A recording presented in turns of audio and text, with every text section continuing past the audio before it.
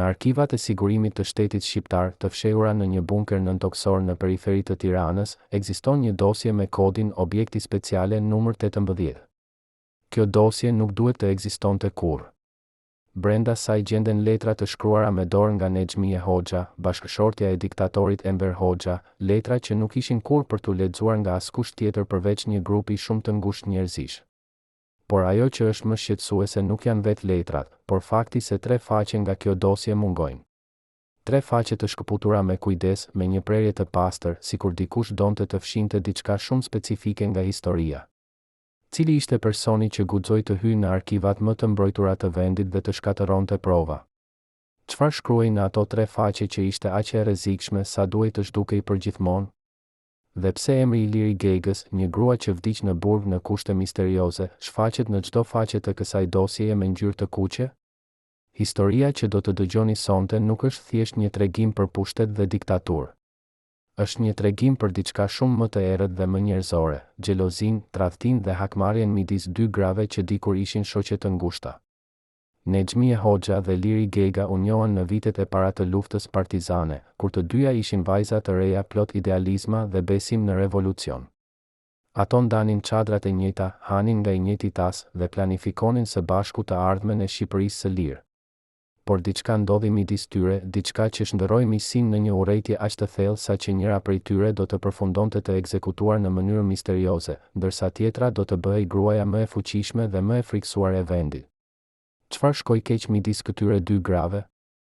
A ishte thjesht një çështje politike, apo kishte diçka shumë më personale, diçka që lidhet me zemrën, me krenarinë dhe me luftën për të qenë gruaja numër 1 në jetën e Enver Hoxhës? Në vitin 1948, kur Partia Komuniste e Shqipërisë sapo kishte marrë pushtetin, Liri Gega ishte një nga figurat më të respektuara të lëvizjes revolucionare. Ajo kishte luftuar me armë në dorë, kishte organizuar grupe partizanësh dhe kishte një inteligjencë të mprehtë që e bënte të dallohet edhe midis burrave më të ashpër të partisë. Nexhmije Hoxha, nga ana tjetër, ishte ende në hijen e bashkëshortit të saj, Enver Hoxhës, i cili sapo po fillonte të konsolidonte pushtetin e tij absolut. Por Nexhmije nuk ishte një grua që pranonte të jetonte në hije. Ajo kishte ambiciet e saj, planet e saj dhe një dëshirë të fortë për të qenë jo thjesht bashkëshortja e diktatorit, por një forcë politike në vetvete. Dhe këtu filloi konflikti. Sepse në një vend ku pushti ishte i përqendruar në duart e një njeriu, çdo person që qëndronte shumë afër atij njeriu bëhej automatikisht një kërcënim.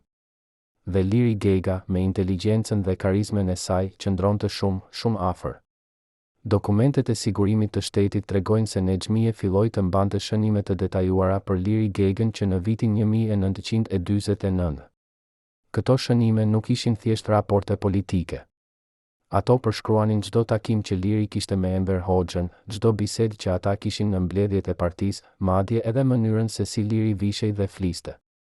Një ish antar i byros politike, i cili foli për herë të parë pas 60 vjetësh, thotë se Nexhmije kishte një dosje personale për Liri Gegën që mbante në sirtarin e saj privat, një dosje që askush tjetër nuk kishte të drejtë ta shite.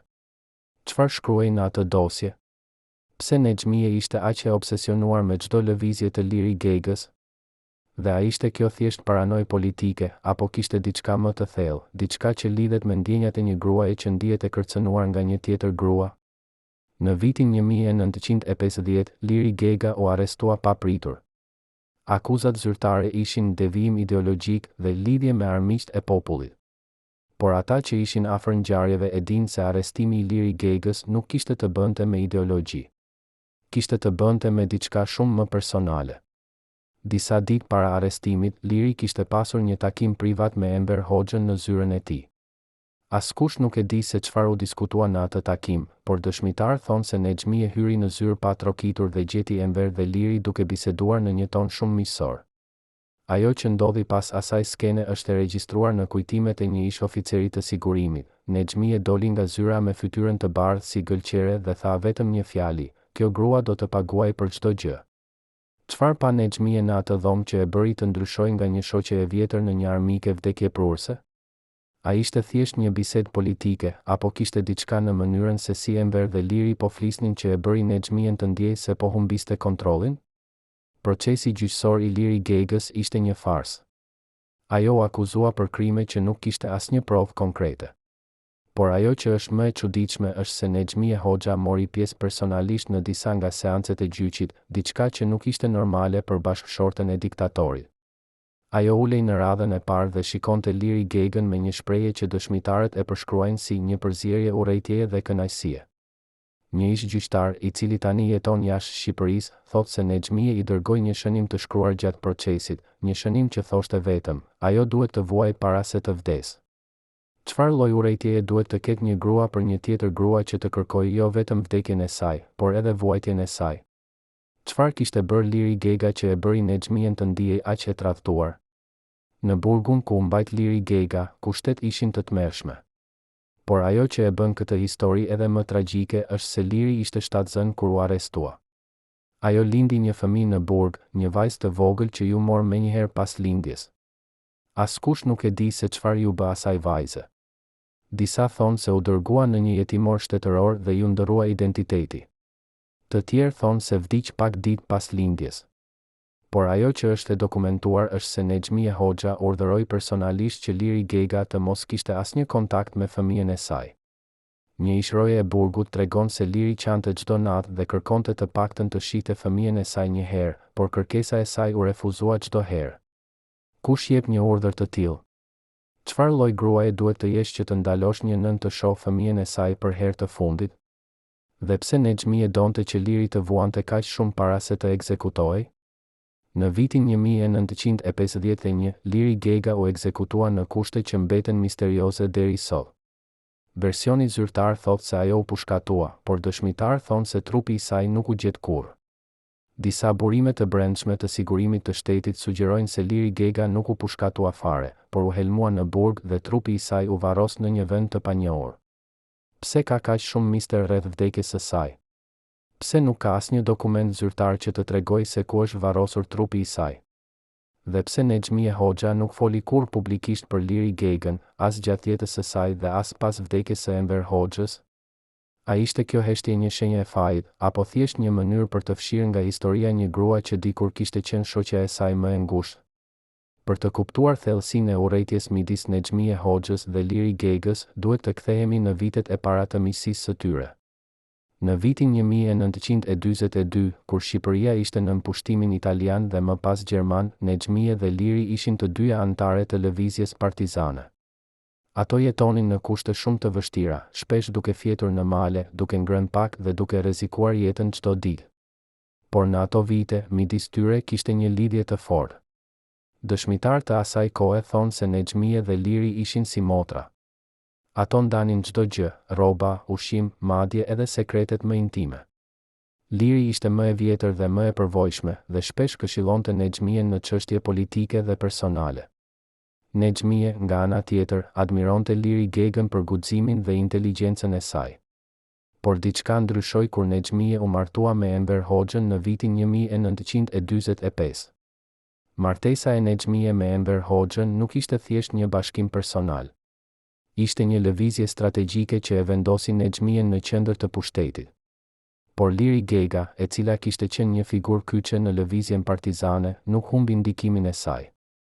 Ajo vazhdoi të ishte një nga këshilltarët më të besuar të Enver Hoxhës dhe kjo krijoi një tension të heshtur midis dy grave. Nexhmie filloi të ndjejë se Liri kishte shumë ndikim mbi bashkëshortin e saj dhe kjo e bënte të ndihet e pasigurt. Një ish antar i byros politike tregon se në mbledhjet e partisë, Enver Hoxha shpesh kërkonte mendimin e Liri Gegës para se të merrte vendime të rëndësishme dhe kjo e irritonte Nexhmien. Ajo nuk donte që një grua tjetër, edhe pse ishte shoqja e saj e vjetër, të kishte aq shumë ndikim mbi burrin e saj. Por si mund ta luftonte Nexhmie këtë ndikim pa u dukur xheloze apo e pasigurt? Në vitin 1947, Nexhmie filloi të ndërtojë rrjetin e saj të pushtetit.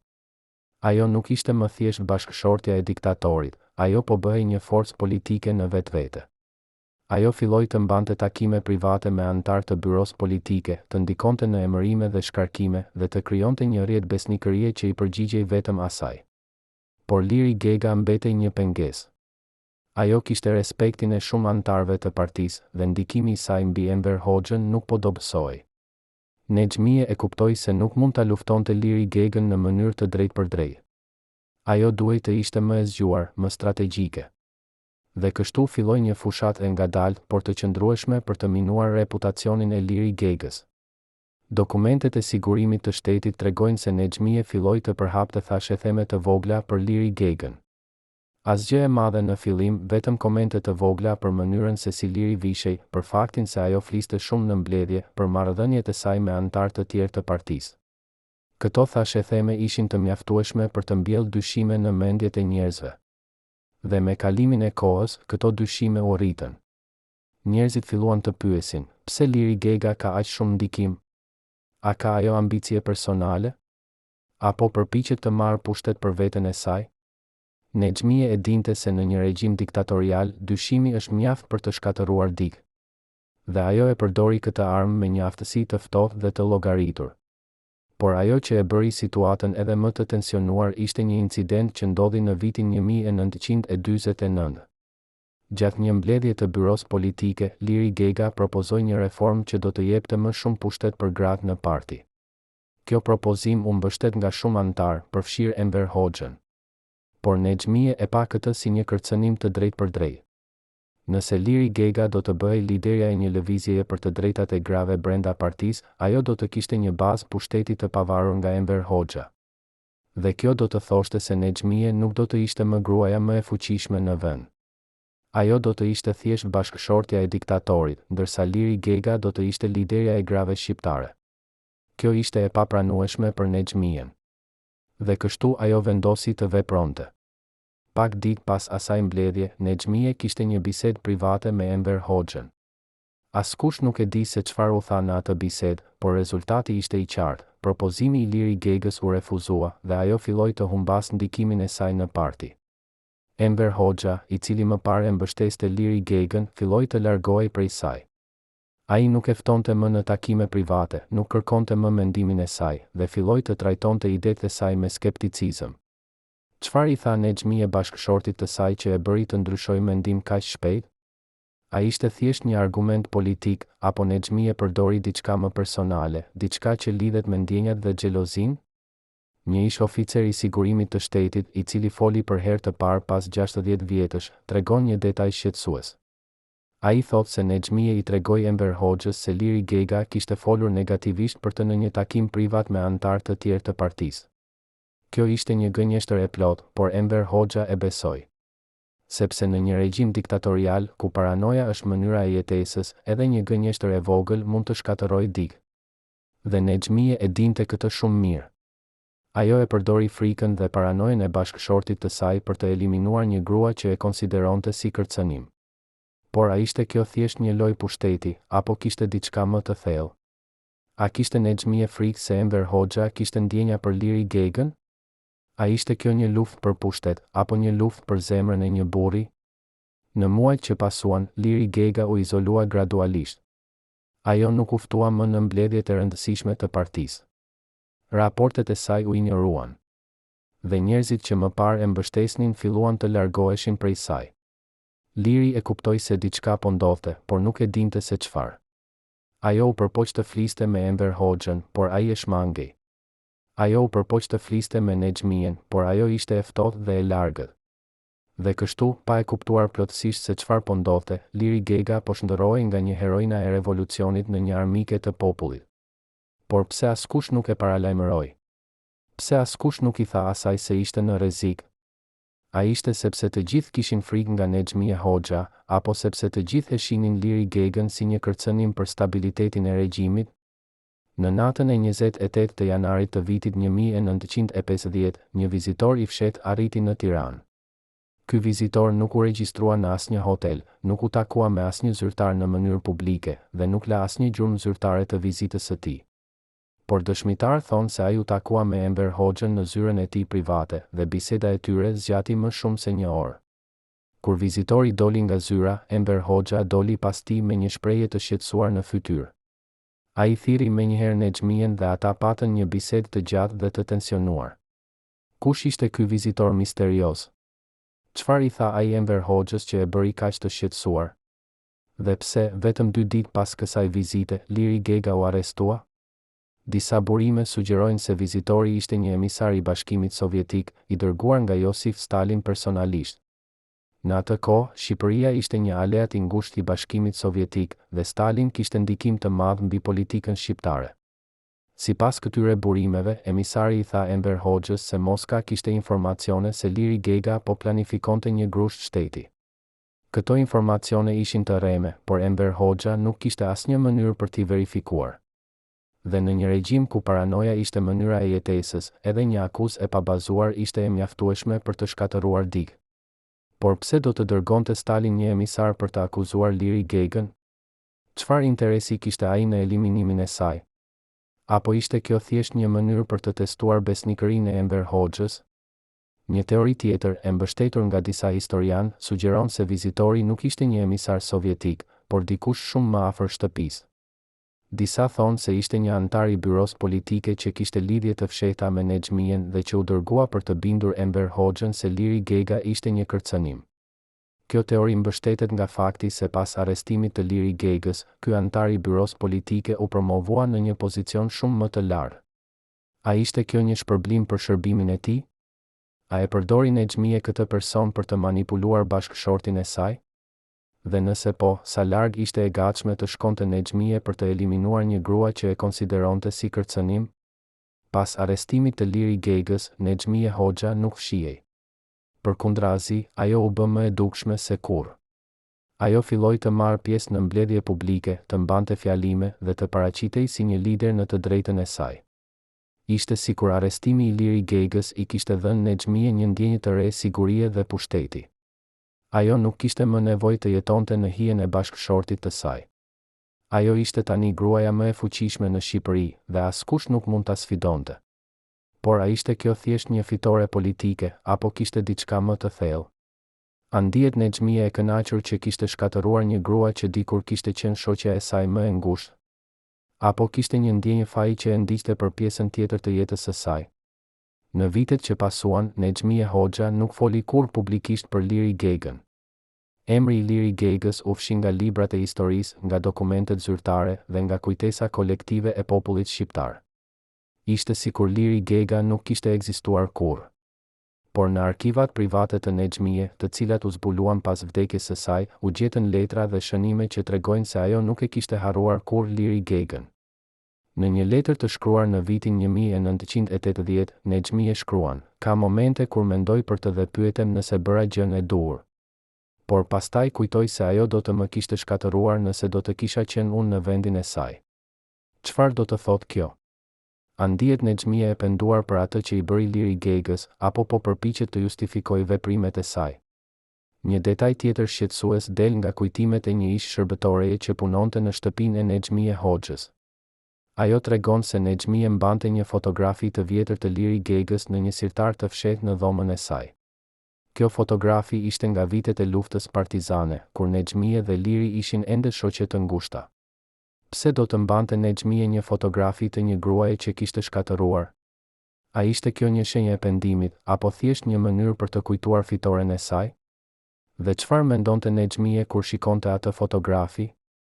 A kujtonte ditët kur ato ishin shoqe, apo kujtonte momentin kur vendosi ta shkatëronte Liri Gegën? Historia e Nexhmie Hoxhës dhe Liri Gegës nuk është thjesht një tregim për pushtet dhe politikë. Është një tregim për ndjenjat njerëzore më të errëta, xhelozinë, frikën dhe dëshirën për të qenë e para. Nexhmie nuk e shkatëroi Liri Gegën sepse ajo ishte një kërcënim politik. Ajo e shkatëroi sepse nuk mund të pranonte që një grua tjetër të kishte ndikim mbi burrin e saj, të kishte respektin e njerëzve që ajo donte të kontrollonte dhe të ishte një figurë që mund të hijesonte vetë Nexhmien. Kjo ishte një luftë midis dy grave për të njëjtin hapësirë, për të njëjtin pushtet dhe për të njëjtin njeri. Dhe në këtë luftë, Nexhmie fitoi. Por çfarë humbi ajo në këtë proces? A humbi ajo ndonjëherë gjumin duke menduar për Liri Gegën? A e ndiqte ajo fantazma e shoqes së saj të vjetër për pjesën tjetër të jetës së saj? Sot, më shumë se 70 vjet pas vdekjes së Liri Gegës, historia e saj po del në dritë. Dokumentet që dikur ishin të fshehura po zbulohen. Dëshmitarë që kishin frikë të flisnin po guxojnë të tregojnë të vërtetën. Dhe pyetjet që nuk u bën kurrë po bëhen tani. Çfarë ndodhi vërtet midis Nexhmie Hoxhës dhe Liri Gegës? A ishte kjo thjesht një konflikt politik, apo kishte diçka më të thellë? Dhe çfarë na mëson kjo histori për natyrën e pushtetit, të xhelozisë dhe të luftës midis grave në një botë të dominuar nga burrat? Këto janë pyetje që meritojnë përgjigje.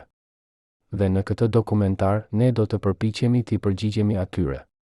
Deri në çastin e fundit besova se do të shpëtonim, thot një ish oficer i gardës personale të Nexhmie Hoxhës, duart ende duke i rënë në dridhi pas 35 vjetësh. Ky njeri, i cili kërkoi të mbetet anonim për shkak të frikës nga hakmarrja, ishte një nga të vetmit 5 persona që kishin akses të plot në apartamentet private të familjes Hoxha. Ai pa gjëra që askush tjetër nuk i pa. Ai dëgjoi biseda që askush tjetër nuk i dëgjoi. Dhe sot, për herë të parë, ai flet para kamerave. Çfarë e bëri këtë njeri të heshtë për më shumë se 3 dekada? Çfarë pa ai që ishte aq e tmerrshme sa që as koha nuk mund ta fshinte nga kujtesa? Dhe pse vendosi të flas tani, kur shumica e protagonistëve të kësaj historie janë tashmë të vdekur? Në orët që vijnë, do të dëgjoni dëshmi që nuk janë publikuar kurrë më parë, dëshmi që zbulojnë anën më të errët të marrëdhënies midis Nexhmie Hoxhës dhe Liri Gegës, një anë që shkoi përtej politikës dhe hyri në territorin e obsesionit personal. Ish oficeri tregon se në muajt para arrestimit të Liri Gegës, Nexhmie kishte filluar të ndryshonte. Ajo që dikur ishte një grua e kontrolluar dhe e ftohtë, po bëhej gjithnjë më nervoz dhe e padurueshme. Ai kujton një incident specifik që ndodhi në shkurt të vitit 1949. Nexhmie kishte thirrur një mbledhje të vogël në shtëpinë e saj, një mbledhje ku ishin ftuar vetëm gra të larta të partisë. Liri Gega ishte një nga të ftuarat. Gjatë mbledhjes, Liri foli për nevojën e reformave në sistemin arsimor, veçanërisht për arsimin e vajzave. Fjalimi i saj ishte i zgjuar, i mirë argumentuar dhe mori duartrokitje të gjata nga të pranishmet. Por kur Liri mbaroi së foluri, Nexhmie u ngrit dhe tha diçka që i bëri të gjithë të heshnin. Ajo tha, shoqe Liri, ju flisni shumë bukur për arsimin e vajzave, por a nuk mendoni se para se të arsimojmë të tjerët, duhet të sigurohemi që vetë ne jemi të denja për të udhëhequr? Dhoma u mbush me një heshtje të rëndë. Askush nuk e kuptoi plotësisht se çfarë nënkuptonte Nexhmie, por toni i saj ishte i qartë, ishte një paralajmërim. Pas asaj mbledhje, marrëdhënia midis Nexhmie dhe Liri Gegës u bë edhe më e tensionuar. Ish oficeri tregon se Nexhmie filloi të japë udhëzime specifike për monitorimin e Liri Gegës. Ajo donte të dinte me këta kohë Liri, çfarë diskutonte, madje edhe çfarë lexonte. Një ditë, Nexhmie urdhëroi që të instaloheshin pajisje dëgjimi në zyrën e Liri Gegës. Kjo ishte një masë e jashtëzakonshme, sepse Liri Gega ishte ende një antare e respektuar e byros politike. Por Nexhmie nuk dukej e shqetësuar për pasojat. Ajo donte të dinte çdo gjë që Liri thoshte, çdo plan që ajo bënte, çdo mendim që ajo kishte. Pse kjo obsesion? Çfarë frike kishte Nexhmie që e bënte të monitoronte çdo lëvizje të Liri Gegës? A ishte thjesht paranoj politike, apo kishte diçka më personale, diçka që lidhet me ndjenjat e një gruaje që ndihet e kërcënuar nga një tjetër grua? Regjistrimet nga pajisjet e dëgjimit, të cilat u zbuluan në arkivat e sigurimit të shtetit pas rënies së regjimit, zbulojnë biseda shqetësuese. Në një nga këto regjistrimi, Liri Gega po fliste me një shoqe të saj për vështirësitë që po hasnte në parti. Ajo tha, ndonjëherë kam ndjesinë se dikush po përpiqet të më izoloj, por nuk e kuptoj pse. Çfarë kam bërë unë që të meriton këtë trajtim? Shoqja e saj ju përgjigj, ndoshta je bërë shumë e fuqishme, Liri. Ka njerëz që nuk duan të shohin një grua me aq shumë ndikim. Liri qeshi dhe tha, por ne jemi të gjitha gra këtu. Pse do të kishte një grua frikë nga suksesi i një gruaje tjetër? Kjo bisedë u raportua menjëherë te Nexhmie. Dhe sipas ish oficerit, kur Nexhmie e dëgjoi këtë, ajo tha vetëm një fjali, ajo nuk e kupton ende se me kë po lufton. Çfarë nënkuptonte Nexhmie me këtë? Apo pranonte ajo se ishte ajo që po luftonte kundër Liri Gegës? Dhe nëse po, pse nuk e bënte këtë në mënyrë të hapur? Pse kishte nevojë për intër dhe manipulim? Një tjetër dëshmi e rëndësishme vjen nga një ish mjeke që punonte në Spitalin Qendror të Tiranës. Ajo tregon se në mars të vitit 1949, Nexhmie Hoxha erdhi në spital për një kontroll rutinë. Gjatë vizitës, ajo kërkoi të fliste privatisht me mjeken. Kur mbetën vetëm, Nexhmie i bëri një pyetje të çuditshme, a është e mundur që një grua shtatzën të humbas fëmijën nëse I jepet një ilaç I caktuar? Mjekja u habit nga kjo pyetje, por ju përgjigj se po, ekzistonin ilaçe që mund të shkaktonin abort. Nexhmie pyeti më tej, dhe a do të ishte e mundur të zbulohej se aborti ishte shkaktuar nga një ilaç, apo do të dukej si një abort natyror? Mjekja, e shqetësuar nga drejtimi I bisedës, tha se do të ishte shumë e vështirë të provohej. Nexhmie e falenderoi dhe u largua pa dhënë asnjë shpjegim. Pse po bënte Nexhmie këto pyetje? Apo planifikonte ajo diçka kundër Liri Gegës, e cila në atë kohë ishte shtatzën? Apo ishte kjo thjesht një kuriozitet I çuditshëm? Disa javë më vonë, Liri Gega pësoi një abort spontan. Ajo humbi fëmijën që priste, dhe kjo ishte një goditje e rëndë për të.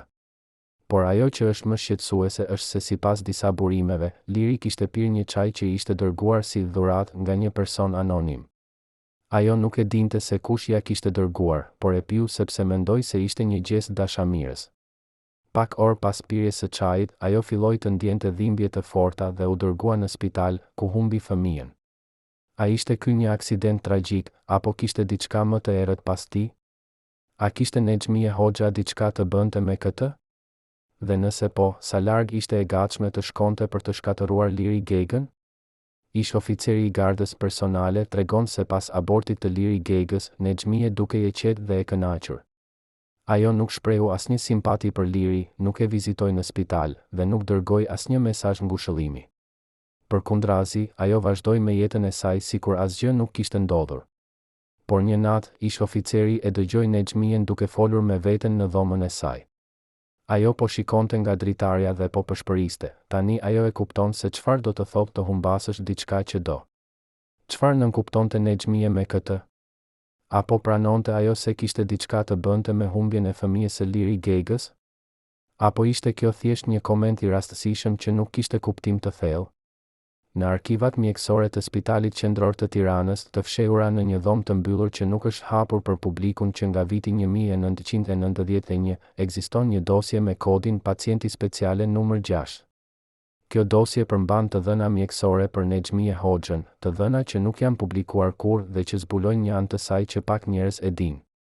Sipas këtyre dokumenteve, Nexhmie vuante nga migrena kronike dhe nga çrregullime të gjumit që filluan në fund të viteve të 40. Por ajo që është më interesante është një shënim I bërë nga mjeku I saj personal në vitin 1950. Shënimi thot, pacienti raporton ankthje të vazhdueshme dhe frikë se po humbet kontrollin. Ajo përmend shpesh një grua që e konsideron si kërcënim, por nuk jep emra.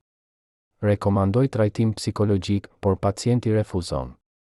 Kush ishte kjo grua që Nexhmie e konsideronte si kërcënim? A ishte Liri Gega?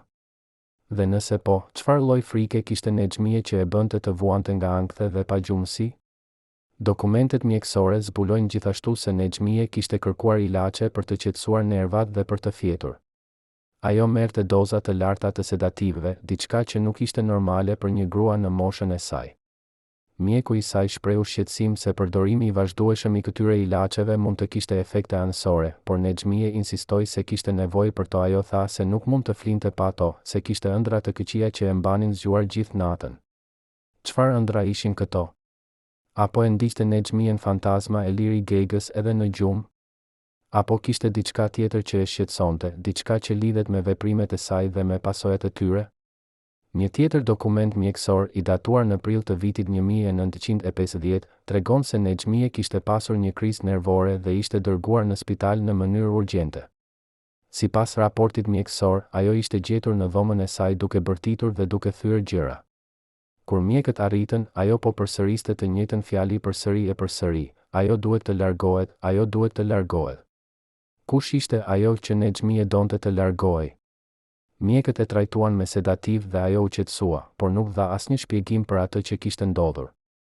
Enver Hoxha, I cili ishte I pranishëm gjatë krizës, urdhëroi që ky incident të mbahej I fshehtë dhe që asnjë dokument të mos dilte jashtë spitalit.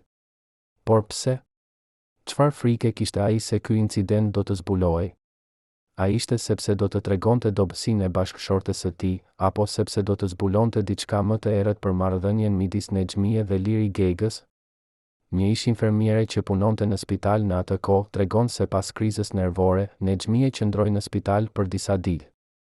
Gjatë kësaj kohe, ajo kishte vizita të shpeshta nga antar të byros politike, por askush nuk lejoi të fliste me të përveç Enver Hoxhës. Infermierja tregon se një natë, ajo dëgjoi Nexhmien duke qarë në dhomën e saj. Ajo po fliste me veten dhe po thoshte, pse nuk mund të jem e lumtur? Pse duhet të kem gjithmonë frikë? Kjo ishte një anë e Nexhmie që askush nuk e kishte parë më parë. Gruaja që dukej e fortë dhe e pamposhtur në publik, ishte në të vërtetë e thyer dhe e frikësuar në privat. Por çfarë e bënte të ndjehej kështu? A ishte faji i saj për atë që i kishte bërë Liri Gegës? Apo kishte diçka tjetër, diçka që lidhet me natyrën e pushtetit dhe me çmimin që duhet të paguash për ta mbajtur atë? Pas daljes nga spitali, Nexhmie u kthye në jetën e saj publike sikur asgjë nuk kishte ndodhur. Ajo vazhdoi të marrë pjesë në mbledhje, të mbante fjalime dhe të paraqitej si një lider i fortë dhe i vendosur. Por ata që ishin afër saj e dinin se diçka kishte ndryshuar. Ajo ishte bërë më e ftohtë, më e largët dhe më e pamëshirshme. Një ish antar i byros politike tregon se pas krizës nervore, Nexhmie filloi të marrë vendime që ishin edhe më të ashpra se më parë. Ajo nuk toleronte asnjë kundërshtim, nuk pranonte asnjë kritik dhe nuk tregonte asnjë simpati për ata që konsideronte si armiq. Ishte sikur kriza nervore e kishte bërë edhe më të vendosur për të mbrojtur pushtetin e saj, pavarësisht nga çmimi. Një incident tjetër që ndodhi në atë periudhë është veçanërisht shqetësues. Në maj të vitit 1950, pak javë para arrestimit të Liri Gegës, Nexhmie organizoi një darkë private në shtëpinë e saj. Të ftuarit ishin antar të lartë të partisë dhe bashkëshortet e tyre. Liri Gega ishte gjithashtu e ftuar. Gjatë darkës, Nexhmie propozoi një dolli për besnikërinë ndaj partisë dhe ndaj udhëheqësit tonë të dashur, shokut Enver. Të gjithë ngritën gotat, përfshirë Liri Gegën. Por kur Liri po pinte, Nexhmie tha diçka që i bëri të gjithë të ngrinin. Ajo tha, dhe le të kujtojmë se besnikëria nuk është vetëm në fjalë, por edhe në vepra. Ata që thonë se janë besnik, por veprojnë ndryshe, do të paguajnë çmimin. Ajo po shikonte drejt për drejt Liri Gegën kur tha këto fjalë. Dhoma u mbush me një heshtje të rëndë. Askush nuk guxoi të fliste. Liri Gega, e zbehur në fytyrë, vuri gotën poshtë dhe nuk tha asgjë. Por të gjithë e kuptuan se Nexhmie po dërgonte një mesazh të qartë, ditët e Liri Gegës ishin të numëruara.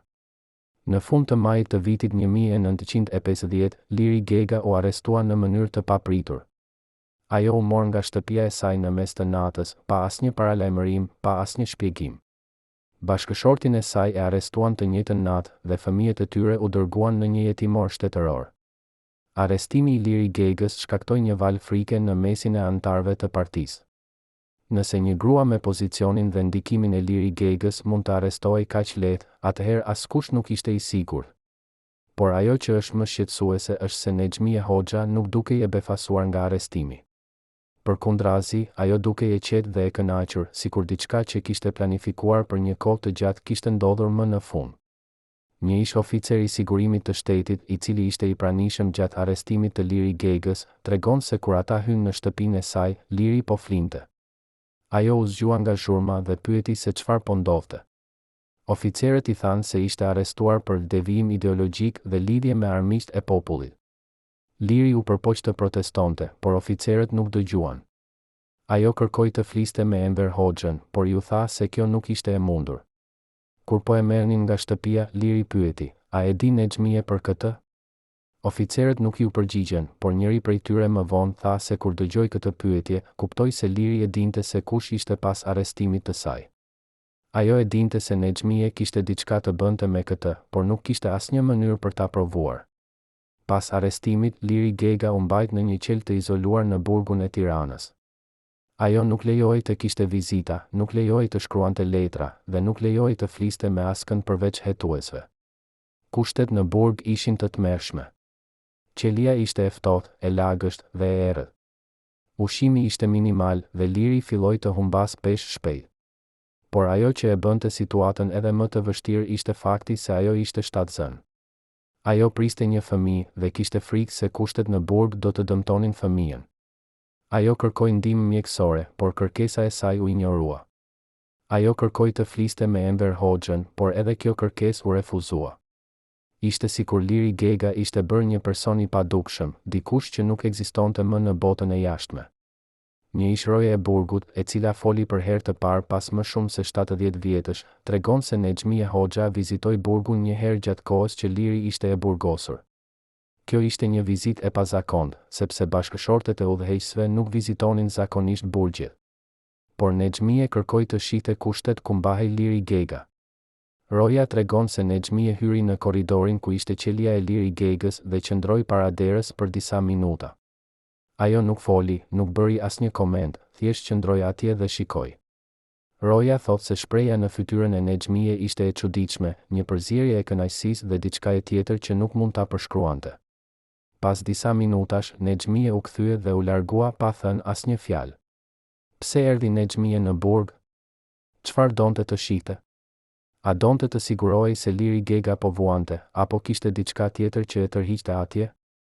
Në shtator të vitit 1950, Liri Gega lindi një vajzë në burg. Lindja ishte e vështirë dhe Liri humbi shumë gjah. Ajo kërkoi të mbante fëmijën me vete, por ju tha se kjo nuk ishte e mundur. Fëmia ju mor menjëherë pas lindjes dhe Liri nuk e pa kurrë më. Ajo nuk e dinte se ku shkoi fëmia, nuk e dinte nëse ishte gjallë apo jo, dhe nuk kishte asnjë mënyrë për ta zbuluar. Kjo ishte goditja më e rëndë për Liri Gegën. Ajo kishte humbur lirin, kishte humbur dinjitetin dhe tani kishte humbur edhe fëmijën e saj. Një ishroje tregon se pas humbjes së fëmijës, Liri nuk foli më. Ajo thjesht ulej në qelinë e saj dhe shikonte murin, sikur kishte humbur çdo shpresë. Por historia e fëmijës së Liri Gegës nuk përfundon këtu. Sipas disa burimeve, fëmia u dërgua në një jetimor shtetëror dhe ju ndërrua identiteti. Asaj ju dha një emër i ri dhe asnjë dokument nuk tregonte se kush ishin prindërit e saj të vërtetë. Kjo ishte një praktikë e zakonshme në regjimin komunist. Fëmijët e armiqve të popullit hiqeshin nga familjet e tyre dhe rriteshin si fëmijë të shtetit, pa asnjë lidhje me të kaluarën e tyre. Por pse u bë kjo me fëmijën e Liri Gegës? A ishte thjesht një masë standarde, apo kishte diçka më të errët pas saj? Dhe a kishte Nexhmia Hoxha diçka të bënte me vendimin për të hequr fëmijën nga Liri Gega? Një dokument i zbuluar kohët e fundit në arkivat e sigurimit të shtetit jep një përgjigje shqetësuese.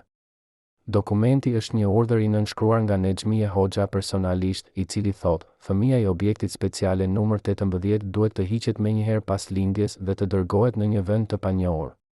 Asnjë informacion për fëmijën nuk duhet të jepet te nëna. Kjo është një çështje e sigurisë së shtetit. Pse do të nënshkruante Nexhmia një urdhër të tillë? Çfarë kërcënimi paraqiste një foshnjë e porsalindur për sigurinë e shtetit? Apo ishte kjo thjesht një mënyrë për të siguruar që Liri Gega të vuante sa më shumë të ishte e mundur? Dhe nëse po, çfarë lloj gruaje duhet të jesh që të urdhërosh që një nën të ndahet nga fëmia i saj në mënyrë të përhershme?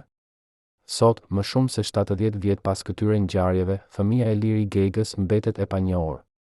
Disa thonë se ajo vdiq në jetimor, të tjerë thonë se u adoptua nga një familje dhe jeton ende diku në Shqipëri, pa ditur kurrë se kush ishin prindërit e saj të vërtetë. Por pyetja mbetet, a ka të drejtë kjo grua, nëse është ende gjallë, të di të vërtetën? A ka të drejtë të di se nëna e saj ishte Liri Gega, një heroina e revolucionit që u shndërrua në një armike të popullit? Dhe a ka të drejtë të di se Nexhmia Hoxha, gruaja më e fuqishme e Shqipërisë, ishte ajo që urdhëroi që ajo të hiqej nga nëna e saj dhe të rritet pa asnjë lidhje me të kaluarën e saj? Këto janë pyetje që meritojnë përgjigje, pyetje që na bëjnë të mendojmë për natyrën e pushtetit, të hakmarrjes dhe të çmimit që paguajnë të pafajshmit për luftërat e të tjerëve. Imagjinoni se jeni një nga 12 njerëzit që dinin gjithçka për Nexhmia Hoxhën, çdo sekret mjekësor, çdo plan evakuimi, çdo tunel të fshehtë në Tiranë. Tani imagjinoni se duhet të zgjidhni, të ruani besnikërinë tuaj ose të shpëtoni jetën tuaj. Në dhjetor të vitit 1950, këta njerëz bën zgjedhjen që ndryshoi historinë e marrëdhënies midis Nexhmia Hoxhës dhe Liri Gegës. Ata ishin dëshmitar të diçkaje që nuk duhej të ekzistonte kurrë, një grup i fshehtë brenda byros politike, një grup që mblidhej në errësirë dhe diskutonte jo për politikën e shtetit, por për fatin e një gruaje të vetme. Ky grup kishte një emër kodi, rrethimi i kuq. Antarët e tij nuk ishin thjesht funksionar partijak, por njerëz që kishin lidhje personale me Nexhmia Hoxhën, njerëz që i kishin borxh karrierën, lirinë, madje edhe jetën. Çfarë i detyroi këta njerëz të formonin një grup kaq sekret? Çfarë diskutonin ata në ato mbledhje që mbaheshin pas mesnatës në vila private? Dhe pse emri i Liri Gegës shfaqej në çdo protokoll të tyre me shkronja të kuqe, si një shënjestër që duhej eliminuar? Një ish antar i këtij grupi, i cili pranoi të fliste vetëm me kusht që identiteti i tij të mbetej i fshehtë, tregon se rrethimi i kuq u formua në mars të vitit 1949, pikërisht në kohën kur tensionet midis Nexhmije dhe Liri Gegës po arrinin kulmin. Grupi përbëhej nga 6 burra dhe 6 gra, të gjithë me pozicione të larta në parti, të gjithë me akses në informacione të ndjeshme dhe të gjithë me një gjë të përbashkët: ata i kishin borxh gjithçka Nexhmije Hoxhës. Disa prej tyre ishin shpëtuar nga pastrimi i viteve të 40 falë ndërhyrjes së saj. Të tjerë kishin marrë pozicione që nuk i meritonin, por që Nexhmije ua kishte siguruar. Dhe të gjithë e dinin se nëse Nexhmije do të binte, ata do të binin me të. Prandaj, kur Nexhmije u thiri në atë mbledhje të parë dhe u tha se Liri Gega ishte një kërcënim për stabilitetin e regjimit, askush nuk guxoi të kundërshtonte. Ata e dinin se kjo nuk ishte një çështje politike. Ishte personale. Dhe në një regjim ku personale dhe politike ishin të pandashme, kjo do të thoshte se Liri Gega duhej të zhdukej. Protokollet e rrethimit të kuq, të cilat u zbuluan në një bunker të fshehtë në vitin 1998, zbulojnë një nivel obsesioni që shkon përtej çdo logjike politike. Në një mbledhje të mbajtur në prill të vitit 1949, Nexhmije paraqiti një dosje të trashë që përmbante çdo detaj të jetës së Liri Gegës: ku kishte lindur, ku kishte shkuar në shkollë, me kë ishte martuar, çfarë lexonte, çfarë hante, madje edhe çfarë ëndrave kishte treguar në biseda private. Një antar i grupit pyeti: "Shoqe Nexhmije, pse kemi nevojë për kaq shumë detaje për një person që thjesht duhet të hiqet nga pozicioni?" Nexhmije e shikoi me një shprehje të ftohtë dhe tha: "Sepse nuk mjafton ta heqësh dik nga pozicioni. Duhet ta shkatërosh plotësisht, në mënyrë që askush të mos kujtoj kurrë se ajo ekzistoi." Kjo fjalë u regjistrua në protokoll, dhe ajo që është më shqetësuese është se askush në dhomë nuk pyeti pse. Të gjithë e kuptuan se kjo nuk ishte thjesht një operacion politik. Ishte një hakmarrje personale që kishte marrë formën e një operacioni shtetëror. Por çfarë e bëri Nexhmijen kaq të vendosur për të shkatëruar Liri Gegën? Protokollet zbulojnë një detaj që nuk është publikuar kurrë më parë. Në një mbledhje të mbajtur në maj të vitit 1949, Nexhmije tregoi diçka që e bëri të gjithë në dhomë të heshnin. Ajo tha se kishte zbuluar se Enver Hoxha dhe Liri Gega kishin pasur një marrëdhënie të veçantë në vitet e para të luftës partizane, para se Enver të martohej me Nexhmijen. Kjo marrëdhënie nuk ishte romantike, por ishte një lidhje intelektuale dhe emocionale që kishte qenë shumë e fortë. Enver i kishte besuar Liri Gegës sekrete që nuk ja kishte besuar askujt tjetër, madje as Nexhmije. Dhe kjo, sipas Nexhmije, ishte një tradhtim që nuk mund të falej. Ajo tha: "Një grua mund të pranoj shumë gjëra, por nuk mund të pranoj që burri i saj të ketë një lidhje shpirtërore me një grua tjetër. Kjo është më e keqe se tradhtia fizike." A ishte kjo e vërtet, apo ishte thjesht një justifikim që Nexhmije përdorte për të mbuluar xhelozinë e saj? Dhe nëse ishte e vërtet, pse Enver Hoxha nuk e mbrojti Liri Gegën kur ajo u sulmua? Një tjetër dokument nga arkivat e rrethimit të kuq tregon se grupi kishte një plan të detajuar për eliminimin e Liri Gegës. Plani nuk ishte thjesht ta arrestonte dhe ta gjykonte. Ishte shumë më i sofistikuar dhe më mizor. Faza e parë ishte izolimi. Liri Gega duhej të ndahej nga të gjithë aleatët e saj, nga të gjithë miqtë e saj, madje edhe nga familja e saj. Faza e dytë ishte shpifja. Duhej të përhapeshin thashetheme dhe akuza që do ta bënin Liri Gegën të dukej si një tradhtare dhe një armike e popullit. Faza e tretë ishte arrestimi. Kur Liri do të ishte plotësisht e izoluar dhe e shpifur, ajo do të arrestohej dhe do të gjykohej në një proces që do të ishte thjesht një shfaqje. Dhe faza e katërt, faza finale, ishte zhdukja. Liri Gega nuk duhej thjesht të vritej, por duhej të zhdukej në mënyrë që askush të mos dinte se çfarë i kishte ndodhur. Trupi i saj nuk duhej të gjendej kurrë, në mënyrë që të mos kishte asnjë vend ku njerëzit të mund të vajtojnë për të. Kush harton një plan kaq të detajuar dhe kaq mizor? Dhe çfarë lloj urrejtjeje duhet të kesh për dikë që të dëshirosh jo vetëm vdekjen e tij, por edhe zhdukjen e plotë të çdo gjurme të ekzistencës së tij? Plani u zbatua me një precizion të ftohtë. Në qershor të vitit 1949, Liri Gega filloi të humbas aleatët e saj një nga një. Njerëz që më parë e mbështesnin filluan të largoheshin prej saj. Takimet e saj u anuluan. Raportet e saj u injoruan. Dhe askush nuk i shpjegoi pse. Ajo u përpoq të fliste me Enver Hoxhën, por ai ishte gjithmonë shumë i zënë. Ajo u përpoq të fliste me anëtar të tjerë të byros politike, por ata e shmangnin. Ishte sikur Liri Gega po bëhej e padukshme, sikur po fshihej nga ekzistenca edhe para se të arrestohej. Dhe gjatë gjithë kësaj kohe, Nexhmie Hoxha po shikonte nga larg, duke u siguruar që çdo hap i planit po zbatohej saktësisht. Një ish antar i rrethimit të kuq tregon se Nexhmie mbante një ditar ku shënonte çdo hap të procesit. Në fund të çdo shënimi, ajo shkruante të njëjtën fjali, një hap më afër fundit. Çfarë lloj kënaqësie merrte Nexhmie nga kjo? A ishte kjo thjesht një mënyrë për të mbajtur kontrollin, apo kishte diçka më të errët, diçka që lidhet me një nevojë për të parë armikun e saj të vuajë ngadalë? Në arkivat e sigurimit të shtetit shqiptar, të fshehura në një dhomë që nuk është hapur për publikun që nga viti 1991, ekziston një koleksion dokumentesh që njihet si dosja e zezë. Kjo dosje përmban dokumente që nuk duhej të ekzistonin kurrë, dokumente që zbulojnë sekretet më të errëta të regjimit komunist. Midis këtyre dokumenteve ka një seksion të veçantë që mban kodin Operacioni Heshtje. Ky operacion kishte një qëllim të vetëm, të shkatëronte çdo provë që Liri Gega kishte ekzistuar ndonjëherë. Dokumentet tregojnë se në gusht të vitit 1950, pak javë para ekzekutimit të Liri Gegës, u dha një urdhër që të gjitha fotografitë, letrat, raportet dhe çdo dokument tjetër që përmendnin Liri Gegën duhej të mblidheshin dhe të shkatëroheshin. Ky nuk ishte një urdhër i zakonshëm. Ishte një operacion masiv që përfshinte qindra njerëz dhe që zgjati disa muaj. Por pse ishte kaq e rëndësishme që çdo gjurmë e Liri Gegës të fshihej? Çfarë frike kishte regjimi se nëse njerëzit do të kujtonin Liri Gegën, diçka e tmerrshme do të ndodhte? Një ish arkivist i sigurimit të shtetit, i cili punoi në operacionin Heshtje, tregon se puna ishte e vështirë dhe e rrezikshme. Ata duhet të hynin në shtëpi private, në zyra, në shkolla, madje edhe në kisha dhe xhami për të kërkuar çdo dokument që përmendnin Liri Gegën.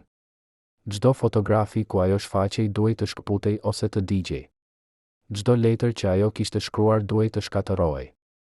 Madje edhe librat ku emri i saj përmendej duhej të hiqeshin nga bibliotekat dhe të zëvendësoheshin me versione të reja ku emri i saj ishte fshirë. Arkivisti tregon se një ditë, ndërsa po punonte në arkivat e byros politike, gjeti një fotografi të vjetër nga vitet e luftës partizane. Në fotografi ishin Enver Hoxha, Nexhmie Hoxha dhe Liri Gega, të tre duke qeshur dhe duke dukur si miq të ngushtë. Ai e mori fotografin për ta shkatëruar, por para se ta bënte, e shikoi me kujdes. Ajo që e goditi ishte shpreha në fytyrën e Nexhmie. Ajo po shikonte Liri Gegën me një shprehje që nuk ishte miqësore. Ishte një shprehje që ai e përshkruan si një përzierje xhelozie dhe urrejtjeje. Kjo fotografi, si mira të tjera, u dogj. Por pyetja mbetet, nëse Nexhmie dhe Liri ishin vërtet shoqe të ngushta, pse Nexhmie po shikonte Liri Gegën me një shprehje të tillë edhe në ato vite të hershme? A kishte tensioni midis tyre filluar shumë më herët se sa mendonim?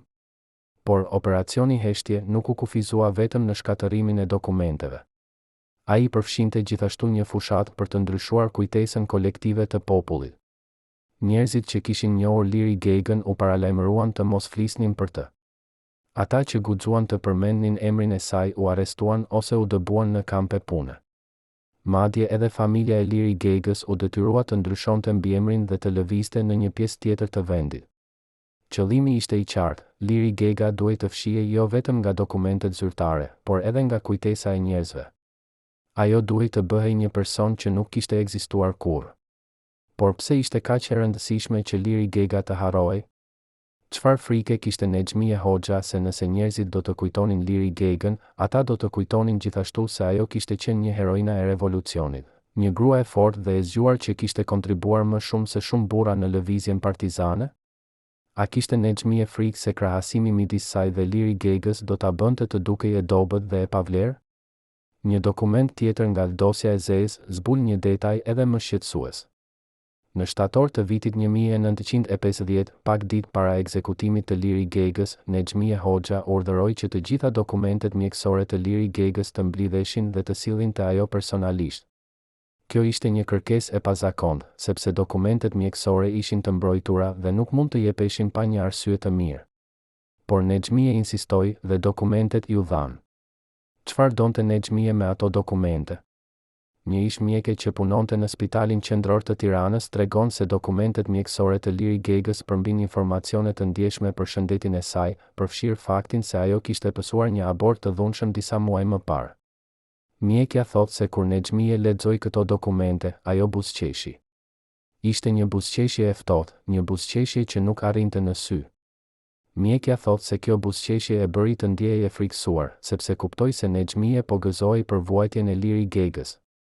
Por pse? Çfarë lloj gruaje gëzohet për vuajtjen e një gruaje tjetër? Dhe çfarë bëri Nexhmije me ato dokumente mjekësore? Ai përdori ato për të justifikuar ekzekutimin e Liri Gegës, apo thjesht i mbajti si një kujtim të fitores së saj? Por historia e operacionit Heshtje nuk përfundon me shkatërimin e dokumenteve. Ajo përfshin gjithashtu një përpjekje për të ndryshuar historinë e shkruar. Në vitet që pasuan ekzekutimin e Liri Gegës, u botuan libra të rinj historie që nuk përmendnin fare emrin e saj. Në këto libra, kontributi i Liri Gegës në luftën partizane u atribua burrave të tjerë, ose thjesht u injorua. Madje edhe në librat që flisnin për gratë në revolucion, emri i Liri Gegës nuk shfaqej. Ishte sikur ajo nuk kishte ekzistuar kurrë. Dhe kjo nuk ishte një gabim apo një harres. Ishte një vendim i qëllimshëm, një vendim që u mor në nivelet më të larta të pushtetit. Një ish redaktor i një shtëpie botuese shtetërore tregon se ai mori udhëzime të qarta nga byroja politike. Emri i Liri Gegës nuk duhet të shfaqet në asnjë botim. Nëse gjendet në ndonjë dorëshkrim, duhet të fshihet. Nëse dikush pyet pse, thoni se ishte një armike e popullit dhe nuk meriton të përmendet. Kush jep udhëzime të tilla? Dhe pse ishte kaq e rëndësishme që Liri Gega të fshihej nga historia? A kishte Nexhmije Hoxha frikë se nëse njerëzit do të lexonin për Liri Gegën, ata do të kuptin se ajo kishte qenë një grua më e fortë, më e zgjuar dhe më e guximshme se vetë Nexhmije? Sot, më shumë se 70 vjet pas operacionit Heshtje, historianët po përpiqen të rivendosin emrin e Liri Gegës në historinë e Shqipërisë. Por kjo është një detyrë e vështirë, sepse shumica e dokumenteve janë shkatëruar, shumica e dëshmitarëve kanë vdekur dhe shumica e njerëzve që e njohin Liri Gegën kanë frikë të flasin. Por pyetja mbetet, pse duhet të ishte kaq e vështirë? Pse duhet të luftojmë për të zbuluar të vërtetën për një grua që kontribuoi kaq shumë në historinë e vendit tonë? Dhe çfarë na mëson kjo për natyrën e pushtetit, të manipulimit të historisë dhe të çmimit që paguajnë ata që guxojnë të sfidojnë ata që janë në pushtet? Këto janë pyetje që meritojnë përgjigje, pyetje që na bëjnë të mendojmë për përgjegjësinë tonë për të ruajtur të vërtetën, pavarësisht nga sa e vështirë ose e dhimbshme mund të jetë ajo. Në dhjetor të vitit 1950, pak ditë para se historia e Liri Gegës të mbyllej përgjithmonë, ndodhi diçka që nuk është raportuar kurrë në dokumentet zyrtare. Një vizitor i fshet arriti në burgun ku mbahej Liri Gega. Ky vizitor nuk u regjistrua në librin e vizitave, nuk u kontrollua nga rojet dhe nuk la asnjë gjurmë zyrtare të vizitës së tij. Por dëshmitar thonë se ky vizitor ishte një grua e veshur me rroba të zeza, me një shami që i mbulonte fytyrën. Ajo kërkoi të shihte Liri Gegën dhe kërkesa e saj u pranua menjëherë, pa asnjë pyetje. Kush ishte kjo grua që kishte aq shumë pushtet sa që mund të hynte në një burg të sigurisë maksimale pa asnjë kontroll? Dhe pse donte të shihte Liri Gegën në ato ditë të fundit? Një ishroje e burgut, e cila ishte e pranishme atë ditë, tregon se gruaja me të zeza u çua në qelinë e Liri Gegës dhe u la vetëm me të për rreth 20 minuta. Askush nuk e di se çfarë u tha në atë takim, sepse nuk kishte asnjë pajisje dëgjimi në qeli dhe rojat u urdhëruan të largoheshin nga korridori. Por kur gruaja doli nga qelia, roja thot se ajo dëgjoi një tingull të çuditshëm. Ishte tingull qarjeje, por nuk ishte e qartë nëse ishte Liri Gega që po qante, apo gruaja me të zeza.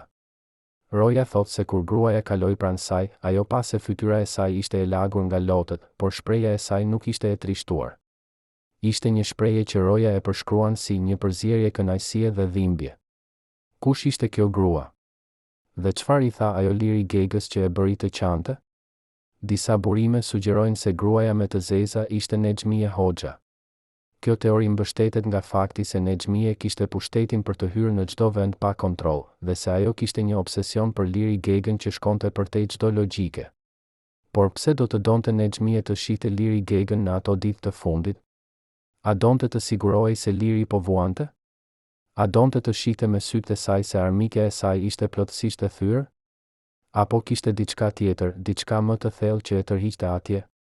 Një ish antar i rrethimit të kuq tregon se Nexhmia kishte folur shpesh për dëshirën e saj për të parë Liri Gegën para se të përfundonte gjithçka. Ajo kishte thënë se donte të ishte e sigurt se Liri e kuptonte plotësisht se kush e kishte shkatëruar dhe pse. Ishte sikur Nexhmia kishte nevojë për një lloj mbylljeje, një lloj konfirmimi që fitoria e saj ishte e plotë. Por një teori tjetër, e mbështetur nga disa historianë, sugjeron se gruaja me të zeza nuk ishte Nexhmia, por dikush që vepron në emër të saj.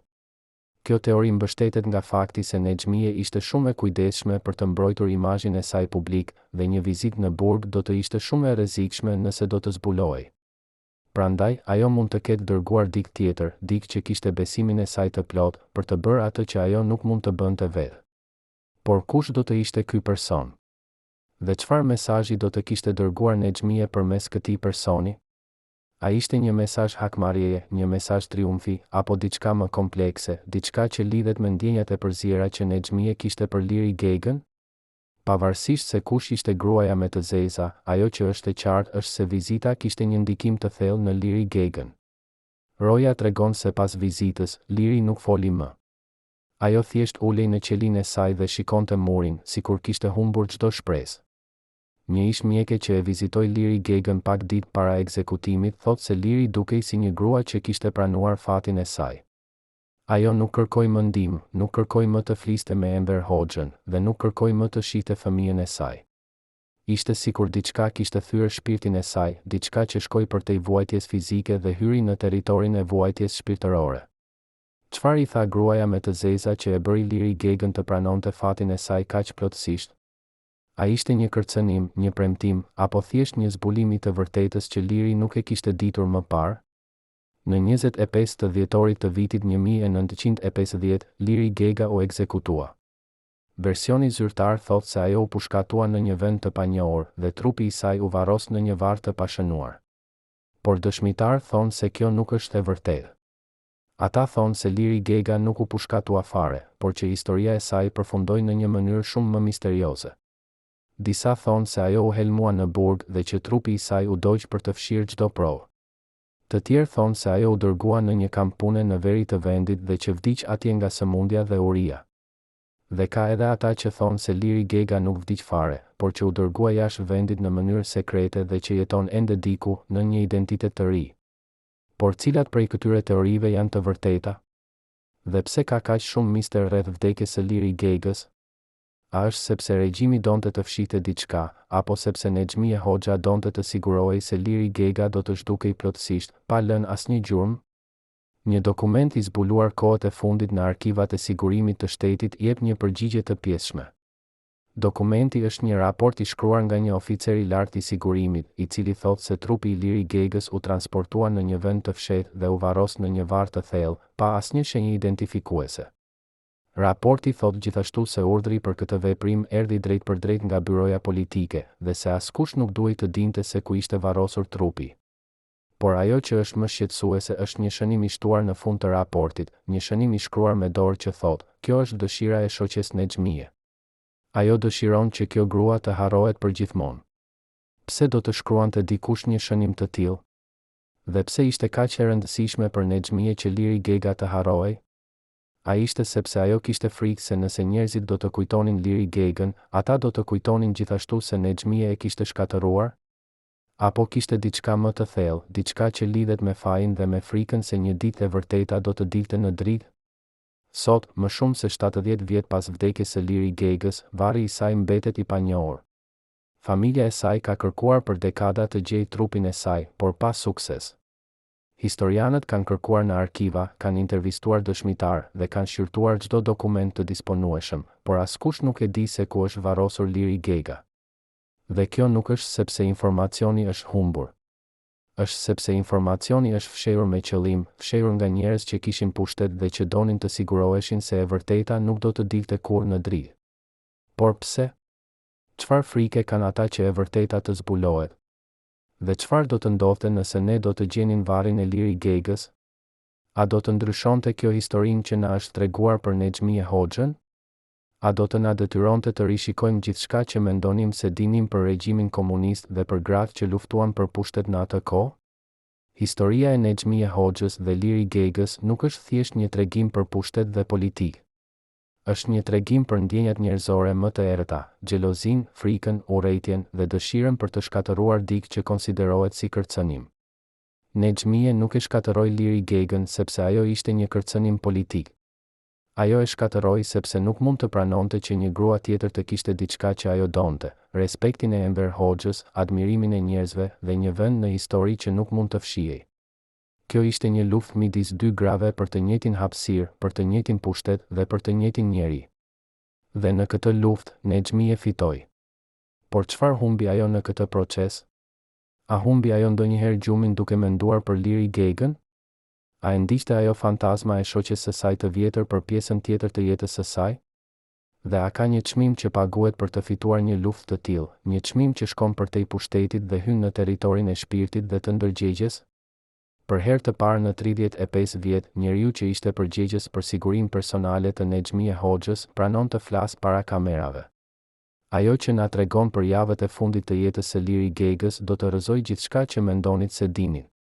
Nga bisedat private midis Nexhmije dhe Enver Hoxhës, te planet e dëshpëruara të arratisjes, te momenti kur ata kuptuan se gjithçka kishte mbaruar. Ky njeri, i cili kërkoi të mbetet anonim për shkak të frikës nga hakmarrja, ishte një nga të vetmit 3 persona që kishin akses të plotë në korrespondencën private të Nexhmije Hoxhës. Ai pa letra që askush tjetër nuk i pa. Ai dëgjoi biseda që askush tjetër nuk i dëgjoi. Dhe sot, për herë të parë, ai zbulon një sekret që Nexhmije e mbajti të fshehtë deri në ditën e fundit të jetës së saj. Ajo shkruante letra Liri Gegës edhe pas vdekjes së saj. Jo letra falje, por letra që shprenin një përzierje të çuditshme urrëtieje dhe pendimi, triumfi dhe dhimbje. Pse do të shkruante Nexhmije letra një gruaje të vdekur? Çfarë donte të thoshte që nuk kishte guxuar ta thoshte kur Liri ishte ende gjallë? Dhe ku janë këto letra sot? Ish oficeri tregon se pas ekzekutimit të Liri Gegës në dhjetor të vitit 1950, Nexhmije Hoxha nuk festoi.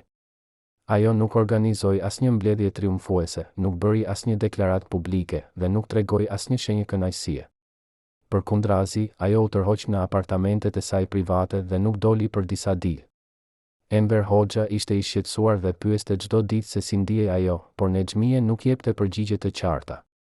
Ajo thjesht thoshte se kishte nevojë për kohë për të menduar. Por çfarë kishte për të menduar? A ishte kjo një shenjë pendimi, apo thjesht një moment lodhje pas një lufte të gjatë? Oficeri tregon se një natë, rreth një javë pas ekzekutimit, ai dëgjoi Nexhmijen duke qarë në dhomën e saj. Kjo ishte e pazakontë, sepse Nexhmije nuk ishte një grua që shfaqte emocione në publik ose në privat. Ai u afrua te dera dhe dëgjoi se ajo po fliste me veten. Ajo po thoshte, pse nuk ndihem e lumtur? Pse nuk ndihem e lirë? Këto fjalë e bën oficerin të kuptonte se diçka shumë më komplekse po ndodhte në mendjen e Nexhmije, diçka që shkonte përtej fitores politike dhe hynte në territorin e luftës së brendshme shpirtërore. Në janar të vitit 1951, Nexhmije filloi të shkruante letrat e para për Liri Gegën. Këto letra nuk ishin për t'u dërguar, sepse Liri ishte e vdekur. Ato ishin thjesht një mënyrë për Nexhmijen për të shprehur mendimet dhe ndjenjat që nuk kishte guxuar t'i shprehte kurrë më parë. Oficeri tregon se ai gjeti një nga këto letra në sirtarin e Nexhmije një ditë kur po pastronte zyrën e saj. Letra ishte e shkruar me dorë, me një shkrim të shqetësuar që tregonte se Nexhmije kishte qenë e tensionuar kur e shkruante. Letra fillonte me fjalët: Liri, ti nuk je më këtu, por unë nuk mund të ndaloj së menduari për ty çdo natë shoh fytyrën tënde, çdo ditë dëgjoj zërin tënd. Pse nuk më lë të qetë? Oficeri thot se kur lexoi këto fjalë, kuptoi se Nexhmije po vuante nga një lloj faji që nuk kishte pritur. Ajo kishte fituar luftën, por kishte humbur diçka tjetër, diçka që nuk mund ta rikthente kurrë. Por letrat nuk ishin vetëm shprehje pendimi. Disa prej tyre ishin plot urrëtie dhe akuza. Në një letër të shkruar në shkurt të vitit 1951, Nexhmije shkruante: Ti më detyrove ta bëja këtë. Ti nuk doje të kuptoje se vendi yt nuk ishte pranë ti. Ti doje të më zëvendësoje, të më merrje gjithçka që kisha ndërtuar. prandaj ti e meritove atë që të ndodhi. Këto fjalë tregojnë se Nexhmije ende po përpiqej të justifikonte veprimet e saj, të bindë veten se kishte bërë gjën e duhur. Por fakti që ajo kishte nevojë të shkruante këto letra tregon se ajo nuk ishte plotësisht e bindur. Ajo kishte dyshime, kishte pyetje dhe kishte një ndjenjë faji që nuk mund ta shtynte. Pse do të shkruante Nexhmije letra të tilla? A ishte kjo një mënyrë për të përballuar fajin, apo thjesht një mënyrë për të mbajtur gjallë urrëtitjen që kishte ndjerë për Liri Gegën? Oficeri tregon se Nexhmije vazhdoi të shkruante këto letra për vite me radhë. Ai gjeti 10 prej tyre në arkivat e saj private, të gjitha të shkruara me të njëjtin shkrim të shqetësuar, të gjitha të drejtuara për Liri Gegën. Disa prej tyre ishin të shkurtra, vetëm disa fjali. Të tjerat ishin të gjata, faqe të tëra plot me mendime dhe ndjenja. Por ajo që është më shqetësuese është se në letrat e fundit, ato që u shkruan në vitet 80, toni i Nexhmije kishte ndryshuar. Ajo nuk ishte më aq e sigurt, nuk ishte më aq e ashpër. Në një letër të shkruar në vitin 1988, Nexhmije shkruante: "Liri, ndonjëherë mendoj se ti fite në fund. Ti vdiqe, por emri yt do të kujtohet. Unë jetoj, por çfarë do të thonë për mua kur të vdes? A do të më kujtojnë si gruan që shkatërroi një heroina, apo si gruan që mbrojti regjimin?" Këto fjalë tregojnë se Nexhmije kishte filluar të kuptonte se fitoria e saj mund të mos ishte aq e plotë sa kishte menduar. Ajo kishte shkatëruar Liri Gegën, por në procesin e bërjes së kësaj, kishte shkatëruar gjithashtu diçka në vetvete. Në pallatin e Nexhmije Hoxhës ekzistonin tunele dhe bunker që as arkitektët zyrtar nuk i njohin edhe sot. Kush i ndërtoi në fshehtësi? Ku çonin këto tunele? Dhe pse në ditët e fundit të regjimit Nexhmije Hoxha kontrollonte personalisht këto rrugë evakuimi çdo natë? Garda personale ruajti këto sekrete për më shumë se 3 dekada, por sot flasin për herë të parë. Ata tregojnë se tunelet u ndërtuan në vitet 50, pikërisht pas ekzekutimit të Liri Gegës, dhe se Nexhmije ishte ajo që insistoi për ndërtimin e tyre. Ajo kishte frikë, një frikë që shkonte përtej paranojes politike dhe hynte në territorin e frikës ekzistenciale. Ajo kishte frikë se një ditë, ata që ajo kishte shkatëruar do të ktheheshin për ta shkatëruar atë. Dhe kjo frikë e bëri të ndërtonte një rrjet të tërë tunelesh dhe bunkerësh që do t'i lejonin të aratiset nëse do të vinte dita kur gjithçka do të shkatërrohej. Një ish inxhinier që punoi në ndërtimin e këtyre tuneleve tregon se projekti ishte i fshehtë dhe se vetëm një numër i vogël njerëzish e dinin për të. Tunelet fillonin nga bodrumet e pallatit të Nexhmije dhe shkonin nën tokë për disa kilometra, duke dalë në vende të ndryshme në periferi të Tiranës. Disa prej tyre çonin në vila private, të tjera në baza ushtarake dhe disa në aeroportin e Rinasit. Inxhinieri thotë se Nexhmije vizitonte shpesh vendin e ndërtimit dhe jepte udhëzime të detajuara për atë se si duhej të ishin tunelet. Ajo donte që ato të ishin të gjera, të ndriçuara mirë dhe të pajisura me gjithçka që do t'i nevojitej për të jetuar nën tokë për disa javë nëse do të ishte e nevojshme. Ajo donte gjithashtu që të kishte dhoma të veçanta ku mund të ruante dokumente dhe objekte të vlefshme. Por çfarë dokumentesh dhe objektesh ishin këto? A ishin dokumente politike apo diçka më personale, diçka që lidhet me të kaluarën e saj dhe me sekretet që ajo kishte mbajtur të fshehura për kaq shumë vite? Inxhinieri tregon gjithashtu se Nexhmije kishte një kërkesë të veçantë. Ajo donte që në një nga dhomë e tuneleve të instalohej një arkiv i vogël ku mund të ruante letra dhe dokumente personale. Kjo dhomë duhej të ishte e mbrojtur me një derë të fortë metalike dhe me një sistem sigurie që vetëm ajo e dinte. Inxhinieri thotë se kur pyeti se pse kishte nevojë për një dhomë të tillë, Nexhmije ju përgjigj: "Ka gjëra që nuk duhet të gjenden kurrë, por që nuk mund t'i shkatërroj. Ato janë pjesë e historisë sime, edhe nëse është një histori që askush nuk duhet ta di." Çfarë ishin këto gjëra? A ishin letrat që Nexhmije shkruante për Liri Gegën? A ishin dokumente që provonin se ajo kishte qenë ajo që kishte urdhëruar ekzekutimin e Liri Gegës? Apo ishin diçka tjetër, diçka që lidhet me sekretet më të errëta të regjimit dhe me rolin e Nexhmije në to? Pas rënies së regjimit komunist në vitin 1991, tunelet u zbuluan nga autoritetet e reja. Por dhoma sekrete që Nexhmije kishte kërkuar të ndërtohej nuk u gjet kurrë. Disa thonë se ajo u shkatërrua nga vetë Nexhmije para se të arrestohej. Të tjerë thonë se ajo ende ekziston, e fshehur diku në thellësitë e tuneleve, duke pritur të zbulohet. Por pyetja mbetet, çfarë ka në atë dhomë? Çfarë sekretesh ruante Nexhmie që ishin aq të rëndësishme sa që ajo ndërtoi një arkiv të tërë për t'i mbajtur të sigurta? Dhe nëse ajo dhomë do të gjendej sot, çfarë do të zbulonim për Nexhmie Hoxhën dhe për historinë e saj me Liri Gegën? A do të gjenim prova që do të konfirmonin se Nexhmie ishte ajo që kishte urdhëruar shkatërimin e Liri Gegës? Apo do të gjenim diçka më të papritur, diçka që do të na detyronte të rishikojmë gjithçka që mendonim se dinim për këtë histori? Një ish oficer I sigurimit të shtetit, I cili ishte I pranishëm kur tunelet u zbuluan, tregon se ata gjetën disa objekte të çuditshme në një nga dhomë. Midis tyre ishte një kuti e vogël metalike që përmbante një fotografi të vjetër dhe një letër të palosur. Fotografia ishte nga vitet e luftës partizane dhe tregonte Nexhmie Hoxhën dhe Liri Gegën duke qeshur së bashku. Letra ishte e shkruar me dorë dhe fillonte me fjalët: Liri, nëse dikush gjen këtë letër një ditë, dua që të dinë se unë nuk të urreva kurrë. Unë të friksohesha prej teje, sepse ti ishe gjithçka që unë doja të isha, por nuk mund të bëhesha kurrë. Oficeri thot se kur lexoi këto fjalë, kuptoi se historia midis Nexhmie dhe Liri Gegës ishte shumë më komplekse se sa kishte menduar. Nuk ishte thjesht një histori urrejtjeje dhe hakmarrjeje. Ishte një histori xhelozie, admirimi dhe një lloj dashurie të shtrembëruar që kishte marrë formën e një lufte vdekjeprurëse. Por a ishte kjo letër e vërtet, apo thjesht një mënyrë për Nexhmien për të rishkruar historinë dhe për të paraqitur veten në një dritë më të mirë?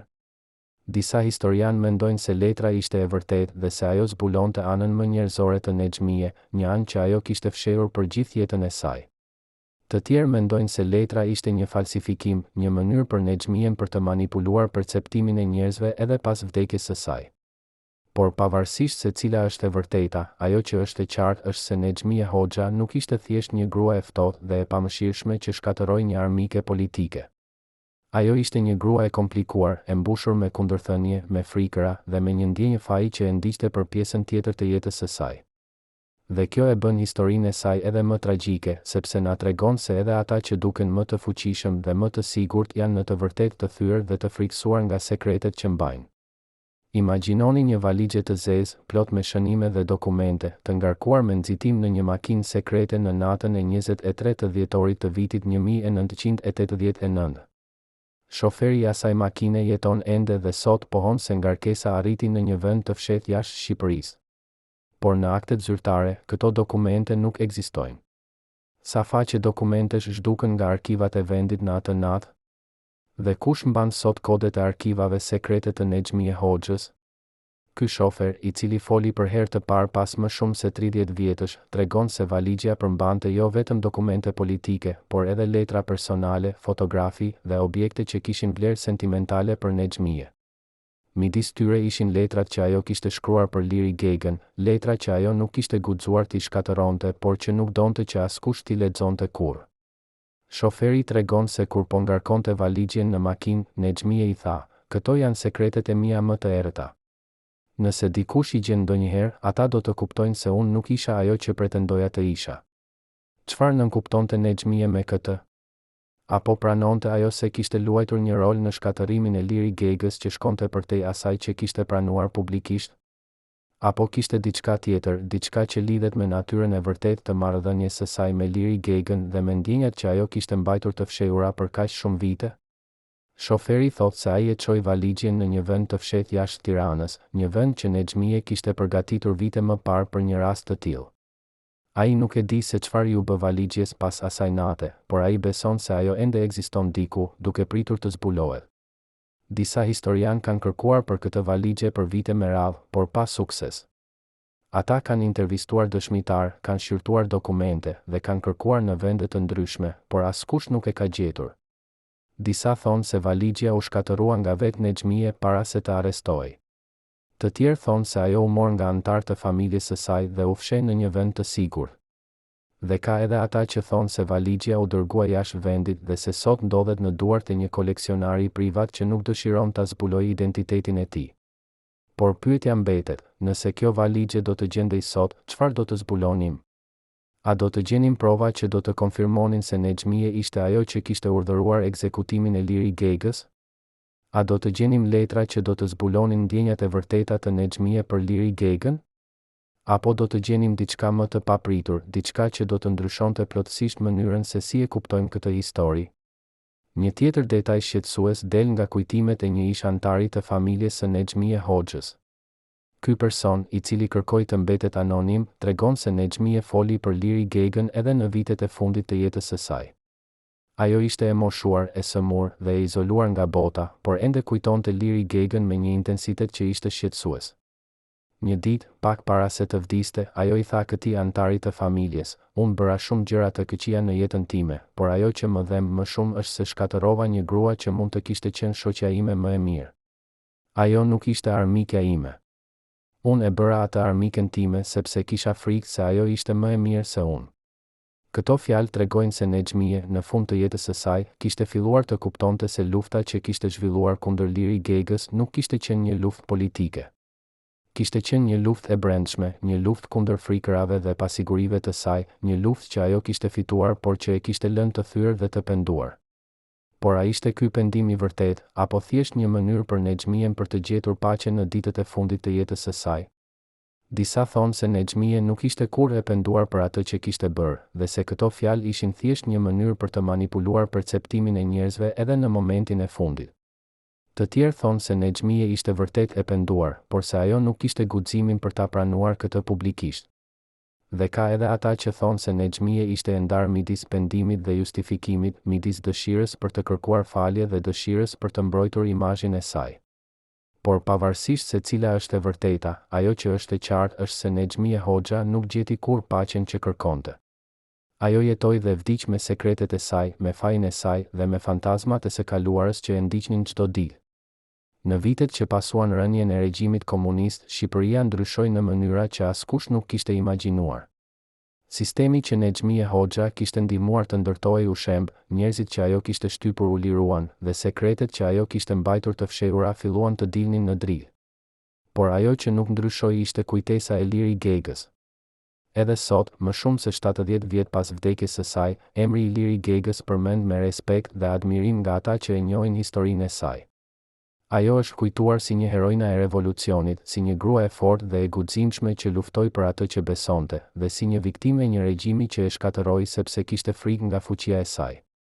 Nexhmije Hoxha, nga ana tjetër, është kujtuar si gruaja që e shkatërroi Liri Gegën, si gruaja që përdori pushtetin e saj për të eliminuar një armike personale, dhe si gruaja që jetoi me fajin e veprimeve të saj për pjesën tjetër të jetës së saj. Por a është kjo një përfundim i drejtë? A ishte Nexhmije Hoxha thjesht një grua e keqe që shkatërroi një grua të mirë, apo ishte ajo një grua e komplikuar që u përball me frikëra dhe pasiguri që e çuan të bënte zgjedhje të tmerrshme? Disa historian argumentojnë se Nexhmije ishte një viktimë e sistemit që ajo ndihmoi të ndërtojë, një grua që u detyrua të luante sipas rregullave të një loje që nuk i lejonte asnjë dobësi. Të tjerë argumentojnë se Nexhmije kishte zgjedhje dhe se ajo zgjodhi të shkatërronte Liri Gegën jo sepse ishte e detyruar, por sepse donte të mbrojë pushtetin e saj dhe të eliminonte një kërcënim që e bënte të ndiej e pasigurt. Por pavarësisht se cila është e vërteta, ajo që është e qartë është se historia e Nexhmije Hoxhës dhe Liri Gegës nuk është një histori e thjeshtë e të mirës dhe të keqes. Është një histori e komplikuar e pushtetit, xhelozisë, frikës dhe të çmimit që paguajnë gratë kur luftojnë për të njëjtin hapësirë në një botë të dominuar nga burrat. Sot, familja e Liri Gegës ende kërkon drejtësi. Ata kërkojnë që emri i saj të rehabilitohet plotësisht, që kontributi i saj në historinë e Shqipërisë të njihet dhe që varri i saj të gjendet në mënyrë që ata të mund të vajtojnë për të në mënyrë të denjë. Por kjo është një detyrë e vështirë, sepse shumë nga dokumentet që do të mund të ndihmonin në këtë proces janë shkatëruar ose janë fshehur. Dhe shumë nga njerëzit që e njohin të vërtetën kanë frikë të flasin, sepse dinë se ka ende njerëz që kanë interes për të mbajtur sekretet e së kaluarës të fshehura.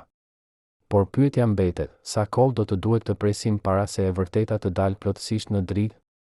Sa kohë do të duhet të presim para se Liri Gega të marrë drejtësinë që meriton?